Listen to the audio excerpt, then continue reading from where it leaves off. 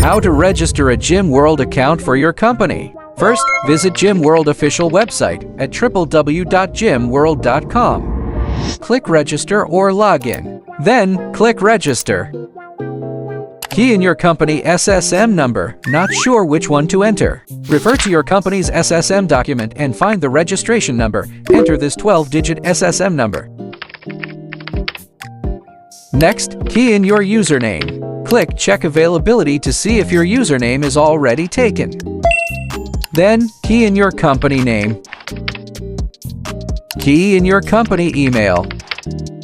Enter your company phone number. Next, company fax number. This is optional. You can leave this blank if you don't have one. Upload your company SSM photo here. After that, if you need an e-Invoice, choose Yes. Under Identification Type, select Business Registration Number (BRN). Enter your company SSM number.